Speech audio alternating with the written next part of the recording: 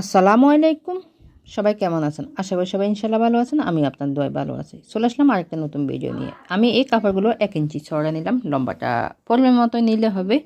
ঠিক আছে? এরপর ফিতা যেভাবে তৈরি করে ওইভাবে কিন্তু আমি ফিতাগুলো সেলাই করে নিচ্ছি। যেভাবে সালোয়ারের ফিতা বা পেটিকোটের ফিতা আমরা সেলাই করি ওইভাবে কিন্তু সেলাই করে নিতে হবে। ঠিক আছে? দুইটা সেলাই করে নিলাম। এখন হচ্ছে আমি এখানে 1 ইঞ্চি চওড়া 9 ইঞ্চি লম্বা একটা বক্রম নিছি। আর এই কাপড়টা পরিমাণ মতোই নেবেন। ঠিক আছে? তারপর মেপে দেখিয়ে দিলাম। এই দুই দিকে ভাঁজ দেওয়ার যতটুকু কাপড় থাকে ওই পরিমাণ মতোই নিলে এরপর এদিকেও ভাঁজ দিয়ে দিলাম। ঠিক আছে? সাইডগুলো কিন্তু আপনাকে সেলাই করে নিতে হবে। এখানে যদি আপনি পেপার পেস্টিং দেন তাহলে সাইডগুলো সেলাই না করলেও হবে। ঠিক আছে? আমি এখানে বক্রম দিয়েছি। তো সাইডগুলো কিন্তু সেলাই করে নিলে আপনার কাপড়টা স্ট্রং হয়। তবে এখানে পেপার পেস্টিং দিয়ে আয়রন করে নিলে কিন্তু আপনার ডিজাইনটা আরও বেশি সুন্দর হবে। তবে বক্রম দিয়েও করা যাবে, কোনো সমস্যা নেই। তো এরপর হচ্ছে আমি কাপড়গুলোকে টেনে টেনে কিন্তু সেলাই করে নিচ্ছি। ঠিক আছে? সেলাই করে নেওয়ার পরে এখন হচ্ছে আমি এই যে এই ফিতাগুলো নিলাম। দুই দিকে আমি দুইটা ফিতা বসালাম। এরপর মাঝ বরাবর সেলাই করে নেব। সেলাইটা দেওয়ার পরে এখন হচ্ছে ডিজাইনটা করব। এখানে আপনি চাইলে বড় করে দিতে পারেন, এখানে ছোট করে দিতে পারেন। আরও ছোট ছোট করে দিলে অনেকটা হবে। আমি একদম একটু বড় করে দিছি। আমি এখানে 2টা দিছি। ঠিক আছে? তো এরপর এভাবে করে আপনি করসের মতো করে আপনি সেলাই করে নেবেন। দুই দিক থেকে এই যে কাপড়গুলো এভাবে করে ফিতাগুলো দিয়ে দিবেন। তো এরপর আমি চিহ্ন দিয়ে দিলাম। অর্থাৎ এখানে কিন্তু একদম সমান থাকতে হবে। এখানে সমান না দিলে কিন্তু আপনার ডিজাইনটা দেখতে সুন্দর লাগবে না। এখানে সমান দিতে হবে। এরপর এদিক থেকেও আমি একই নিয়মে ভাঁজ দিয়ে দিলাম। ঠিক আছে? এখানে চাইলে আপনি 3টাও দিতে পারবেন। আমি 2টা দিলাম। ঠিক আছে? এটা আসলে যার যার পছন্দ অনুসারে আর কি। তো এরপর এই যে আমি দেখিয়ে দিচ্ছি।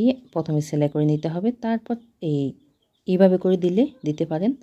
দিয়ে নিচের দিকে দিয়ে দিতে পারেন। তো আমি এখানে একটা দিব না। আমি এটা নিচে এইভাবে করে রাখবো। ঠিক আছে? এই ডিজাইনগুলো হচ্ছে রেডিমেড জামার ভিতর কিন্তু বেশিরভাগে থাকে। আপনি সিম্পলের ভিতর এই ডিজাইনগুলো দিতে পারেন। এটা ছোট বড় সবার জন্য কিন্তু ডিজাইনটা দেওয়া যাবে। তো এরপর এই যে এই কাপড়গুলো একটা বড় একটা ছোট করে আমি আইডিয়া মতো কেটে নিলাম। এখন এখানে আমি অনেকগুলো 2টা টুকরো কাপড় নিব। এখানে আমি ফুলের মতো করে বানিয়ে নিব। ওকে? তো আমি কাপড়গুলো মাঝ বরাবর কেটে নিলাম। 3 ইঞ্চি চওড়া লম্বা করে আছে কাপড়গুলো। এই যে এইভাবে করে কাপড়টাকে রাখতে হবে। ঠিক আছে?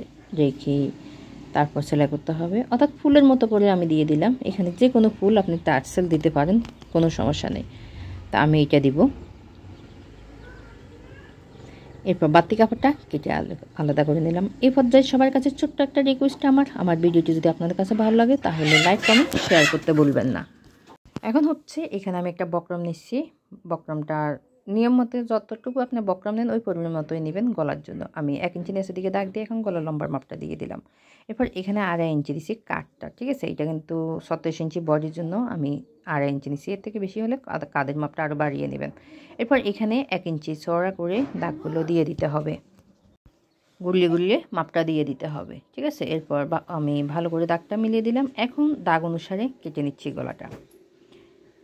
গলাটা কেটে নেওয়ার পরে এটা দিয়ে আপনি পিছনের গলা তৈরি করতে পারেন। আর এটা হচ্ছে সামনের গলাটা। ঠিক আছে? তো এই হচ্ছে সামনের গলাটা, এটা পিছনের গলাটা। আমি পিছনের গলাটা আপনাদেরকে কেটে দেখিয়ে দিচ্ছি। 1 ইঞ্চি আমি একটা দাগ দিয়ে এরপর গোল গলা শেপ করে আমি কেটে নিচ্ছি। তো এখানে আইডিয়া মতো আগে যতটুকু দিয়েছেন ওই পরিমাণ মতোই কেটে নেবেন। এরপর খুলে নেবেন। খুলে আপনি এইভাবে করে ভাঁজ দিলে কিন্তু এখানে একটা সেলাই দিলে রেডি হয়ে যাবে। তো এই হচ্ছে আরমহলের কাপড়গুলো।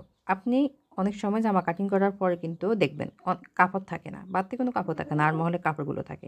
তো এই আরমহলের কাপড়গুলো দিয়ে কিন্তু আমরা এই গলাটা সেলাই করি। আমি এখানে 5 ইঞ্চিতে দাগ দিয়ে দিলাম। অর্থাৎ গলার চড়াটা কিন্তু আমার 5 ইঞ্চি আছে। ঠিক আছে? তো দাগ দিয়ে তারপর আমি বক্রমটা বসালাম। এভাবে করে আপনি যদি মাপ দিয়ে বক্রমটা বসান তাহলে কিন্তু আপনার গলাটা একদম পারফেক্ট হবে। ঠিক আছে? আপনি হয়তো আন্দাজের উপর বসিয়ে ফেললেন, তখন কিন্তু আপনার গলাটা কিন্তু সঠিক মাপ আসবে না। এজন্য কিন্তু আপনি মাপ দিয়ে বসাবেন। এরপর সাইডগুলো কাপড়গুলো সেলাই করে নিলাম। আমি মাঝখানে একটা চিহ্ন দিয়ে দিলাম। ঠিক আছে? চিহ্ন দেওয়ার পরে এই যে এইখানেও কিন্তু একটা চিহ্ন দিয়ে দিলাম। অর্থাৎ ডিজাইনের যে আমি কাপড়টা আছে ওইটা বসানোর জন্য এখানেও একটা চিহ্ন দিয়ে দিলাম। মাঝ বরাবর যে কোনো জিনিস না হলে আপনার একদিকে বেশি বা আরেকদিকে কম এরকম হতে পারে। তো এই জন্য কিন্তু চিহ্ন দিয়ে মাপ মতো বসাবেন, তাহলে কিন্তু গলার ডিজাইনটা অনেক বেশি সুন্দর আসবে। গলা হোক কিংবা হাতা হোক, যে কোনো কাজ আপনি মাপ নিয়ে করবেন, তাহলে কিন্তু হবে। তো এরপর হচ্ছে এই যে এখানে 1 ইঞ্চির মতো উপরে রাখি দিবেন, ঠিক আছে? 1/2 ইঞ্চি বা 1 ইঞ্চি হলে হবে। রেখে না দিলে আপনার সেলাইটা যখন দিবেন তখন কিন্তু কাপড়টা না থাকলে আবার খুলে যাবে। তো এই জন্য কিন্তু উপরের দিকে 1/2 ইঞ্চি বা 1 ইঞ্চি রেখে তারপর এখানে এই সেলাইটা দিয়ে আপনি এখানে ডিজাইনটা আটকে নিতে পারেন। এই যে আমি সেলাই করার পর এরকমই হলো, বাইরে এতটুকু কাপড় মতো রেখে দিলাম, ঠিক আছে? এখন হচ্ছে আমি কামিজের এই কাপড়টা নিলাম, আমি এখানে মাঝ বরাবর একটা চিহ্ন দিলাম। এরপর এই যে 2টা চিহ্ন একসাথে বসালাম। বসানোর পরে এই যে এইখানে এটা কিন্তু আপনি সমান বরাবর লাগাবেন, ঠিক আছে? দেখিয়ে দিচ্ছি। এই যে এখানে আমার কাপড়টা আছে, আমি মাঝ বরাবর একটা ভাঁজ দিয়ে এইভাবে করে দাগ দিয়ে দিছি, অর্থাৎ এটা কিন্তু মাঝ বরাবর দাগটা হবে, এই জন্য কিন্তু আমি দাগটা দিয়ে দিলাম। তো এরপর খুলে নিব, খুলে আমি একটা দাগ দিয়ে দিচ্ছি এখানেও। আপনার এই যে ডিজাইনটা যদি একদিকে বেশি বা একদিকে কম হয়ে যায়, এই জন্য কিন্তু আপনি দাগ দিয়ে লাগালে আর একদিকে কম একদিকে বেশি হবে না, একদম মাঝ বরাবরে হবে, ঠিক আছে? তো এরপর হচ্ছে আমি এই হিজাব পিন লাগিয়ে নিচ্ছি। হিজাব পিন লাগিয়ে নিলে আর গলাটা আপনার কোনো দিকে বেশি বা কম এরকম হবে না, 2 দিকে সমান থাকবে, ঠিক আছে? অর্থাৎ নড়াচড়া করবে না, সেলাই করার সময় নড়াচড়া করবে না, একদম পারফেক্টভাবে। এরপর এই যে এটা কিন্তু আমি মাঝ বরাবর লাগাইছি, ঠিক আছে? একটু খেয়াল করলে বুঝতে পারবেন, এটা কিন্তু আমি মাঝ বরাবর লাগালাম। এখন হচ্ছে আমি হিজাব পিন লাগিয়ে নেব। হিজাব পিন লাগিয়ে নিলে আর একদম আপনার নড়াচড়া করবে না, এই জন্য হিজাব পিন লাগিয়ে নিলাম। এখন হচ্ছে আমি এই বক্রমের উপরে কিন্তু সেলাইটা দিচ্ছি না, খেয়াল করবেন। আমি কাপড়ের উপরে কিন্তু সেলাইটা দিচ্ছি। বক্রমের উপরে যদি সেলাইটা দেন তাহলে যখন আপনি সোজা সাইড থেকে উল্টো সাইডে নিয়ে যাবেন তখন কিন্তু আপনার গলার ফিনিশিং লুকটা সুন্দর আসবে না, এই জন্য কিন্তু আপনাকে এই বক্রমের পাশে সেলাইটা দিতে হবে। এরপর বাড়তি যে কাপড় ছিল এই কাপড়গুলো কেটে নিতে হবে, কেটে আলাদা করে নিতে হবে। এরপর ছোটো ছোটো করে কাট করে দিতে হবে। কাট করে দিলে আপনি সোজা সাইডে থেকে উল্টো সাইডে নিয়ে যাবেন তখন কিন্তু ফিনিশিং লুকটা সুন্দর আসবে। তো এরপর হচ্ছে আমি কাপড়গুলোকে আর বক্রমগুলোকে আমার হাতের ডান সাইডে দিয়ে উপরে একটা সাপ সেলাই দিয়ে দিচ্ছি। এই সাপ সেলাইটা না দিলে আপনার গলার এই ডিজাইনটা কিন্তু সুন্দর আসবে না, ঠিক আছে? হোক গলার ডিজাইন কিংবা গলার পট্টি যেটা হোক, উপরে একটা সাপ সেলাই দিয়ে দিবেন, ঠিক একই নিয়মে। এরপর আমি গলাটা সেলাই করে নিচ্ছি। ডিজাইনটা করার জন্য কিন্তু আপনাকে গলাটা সেলাই করে নিতে হবে। চাইলে এখানে আপনি হাতেও সেলাইটা দিতে পারেন। এরপর হচ্ছে ডিজাইনের উপরে সেলাইটা দিয়ে দিচ্ছি, ঠিক আছে? তো যারা আমার ভিডিওটি ফেসবুক পেজ থেকে যদি দেখে থাকেন তাহলে পেজ একটা লাইক দিয়ে ফলো দিয়ে রাখবেন, আরও এরকম নিত্য নতুন সুন্দর সুন্দর ভিডিও পাওয়ার জন্য। আর যদি ইউটিউব থেকে দেখে থাকেন তাহলে আমার চ্যানেলটি সাবস্ক্রাইব করে নেবেন, পাশে থাকা বেল আইকনটি ক্লিক করে অল দিয়ে রাখবেন, এরকম আর সুন্দর সুন্দর নিত্য নতুন ভিডিও পাওয়ার জন্য।